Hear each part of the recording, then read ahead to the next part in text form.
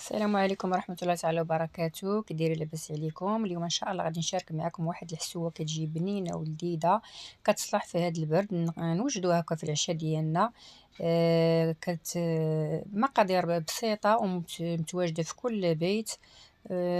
ندوزو المقادير. عندنا هاد الحسوه كنحتاج ليها واحد 2 كيسان ديال كاس ونص تقريبا ديال البلبوله. نتوما المقادير على حساب عدد الاشخاص. انا درت كاس ونص ديال البلبوله متوسطه. من الأحسن تكون البلبولة البلدية، يعني تقريبا واحد ثلث كاس ديال الزيت البلدية، معلقة كبيرة ديال مطيشة الحك، البزار، الخرقوم، سكيجبير، التحميرة، الملح، بصلة محكوكة متوسطة، تقريبا مطيشات كبار محكوكين. وهنايا عندي 2 معالق كبار ديال الكرفس ومعلقه قزبر ومعدنوس. هنا غناخد كوكوط ولا اي طنجره عندكم. غندير تقريبا كلشي المكونات. هنا البصله تقدروا تخليوها قطعوها مربعات صغار، انايا ما تيبغوش لي وليداتي حكيتها في حكاكه الغليظه. صافي قلت لكم غناخذ كوكوط، غندير مطيشه، البصله، القزبر والكرافس، الزيت البلديه والعطريه اللي ذكرت معكم كامله. صافي. كلشي ديروه في مره. وغادي نخلي هاد ومعلقه ديال مطيشه الحك، وندير معاهم واحد كاس ديال الماء يكون سخون. صافي ونشعل البوط على هاد المكونات ونخليهم يتشحروا ليا واحد شويه كيف ما كيبان لكم. نبقى نحرك حتى كينسجموا ويتشحروا. صافي. وهنايا في هذا الوقت راني خديت البلبوله وغسلتها مزيان مزيان. حاولوا تغسلوها لان تيكون فيها هكايا شويه ديال النشا. ملي كتكون مغربله كيكون باقي فيها شويه ديال الطحين، واحد السفه ديال الشعير. غسلوها مزيان وخلوها تسقطر على ما تشحرت لكم هاد لاصوص هادي اللي غادي نطيبوا فيها الحشوه ديالنا. صافي كما كيبان لكم انا حاطه حدايا الماء كيغلي باش غادي نروي على هاد الحشوه. غادي ناخد الماء. هنا ها هي صافي. كتبقاو تحركوا مره مره. وضروري ديروا الزيت البلديه كتجي بنينه بها. هاد الحشوه دي صدقوني الا جربتوها راه غتولي معتمده عندكم. كتجي بحال الحريره. صافي هنا غادي نروي بالماء طايب. انا تقريبا درت واحد ايطر ونص ديال الماء، القياس اللي غيقدني باش ملا ما نبقى نزيد الماء. ولكن في الاخر الا شفتوا عقدت لكم ومازال ما طابتش ديروا الماء. غير هو يكون ضروري يكون حداكم الماء غليان. وغادي نجيب بعد ما درت الماء غادي نجيب بالبوله هي هذه هي غسلتها وسقطرتها.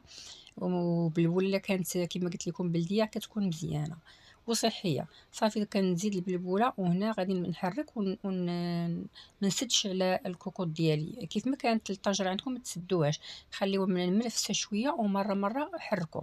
مره مره حركوا وخليوها كطيب على نار متوسطه. تقريبا راه كتاخذ واحد من 30 دقيقة حتى 45 دقيقة هكاك، ساعة الا ربع كتكون واجدة لينا هاد الحشوة هادي. كيف ما كيبان لكم كتبقى تغلي. خليو حتى طيب لكم ديك التشيشة البلبولة كي كيقولها التشيشة مزيان مزيان. وانا هنا مره ملي كنعري عليها تتكون كتكون لينا بحال الرغوه في الجناب. حاولوا تحيدوها، راه غادي تبان لكم انا كنحيدها. صافي انا ما بغيتش ما نطولش عليكم الفيديو. هي هذه اللي تقريبا كتولي بحال الكشكوشه في الجناب رغوه. انا كنحيدها بهذه المعلقه باش ولا بغيتوش تحركوا تحيدوها كيما قلت لكم غير حركوا وخليوها. هاد الحشوه هذه تبارك الله راه كانوا تيديروها. انا ديما كنجيب لكم بحال الرفيسه العاميه تبارك الله. راه آه، بزاف الناس اللي تفرجوا في الفيديو ديالي.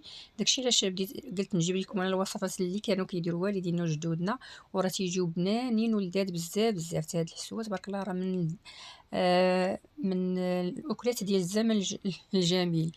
هي هذه الكشكوشه اللي قلت لكم اللي كتكون هاد الرغوه هي اللي انا كنحيدها. ها هي كيف ما تيبان لكم. صافي انا هنا غادي نستمر في نفس العمليه حتى طيب ليا الحشوه ديالي. وهنا راه كنت كنطيب الحشوه وفي نفس الوقت كنت عاجنه الخبز ديال الدار. راني غادي نحط لكم الصور في اخر فيديو. كنت كنطيب الخبز عجنته بالدقيق القمح الكامل. انا ضروري تنعجن الخبز ديال الدار ما تيخطانيش. هو اللي معتاده نعجنو في الدار مولفاه ملي كيتقادى ليا. واليوم كانت تقادى ليا عجنت الخبز وفي نفس الوقت تنطيب حدايا الحشوه باش نوجدها للعشاء. صافي هنايا كانت الحشوه ديالي طابت. غادي نطفي عليها وندوز نوجد انا نقدمها معكم. صافي كناخذ زلافه اللي غادي غنكبّوا فيها الحشوة ديالنا. شوفوا هنا كيفاش كتبان لكم، راه كتجي تقريبا بحال الحريرة تمامًا، حيت الفرق هو أن هذه فيها البلبولة والحريرة فيها القطنية. صافي غادي نقدّمها في الزلايف، وهنايا كيف ما تيبان لكم إن شاء الله رمضان مقبل على الأبواب، الإنسان يحاول يبدّل هاكا في مرة حشوة، مرة حريرة، مرة صوبّة. هادشي علاش قلت نشارك معكم هاد الحشوة هادي، وراه كتنفع في هاد البرد، كتجي زوينة بزاف بزاف. صافي هنايا أنا قدّمتها مع شوية ديال التمر البيض مسلوق، كانت هذا هو العشاء ديالنا. وهنا غادي نوريكم حتى الخبز اللي قلت لكم راني كنت عجنته، وكنت كنطيب فيه في نفس الوقت وأنا كنطيب الحشوة حدايا. هنا كيفاش كتجي، هنا بغيتوها نتوما كتحكموا في القوام ديالها، بغيتو الحشوة ديالكم تكون عاقدة خليوها عاقدة، بغيتو تكون شوية سائلة زيدوا فيها الماء سخون. المهم أنا هاكا كنبغيها. صافي تقدروا حتى الاخر تزيدوا شوية ديال الكرافس باش تجي ديك النسمة ديال الكرافس حتى تطفيو عليها.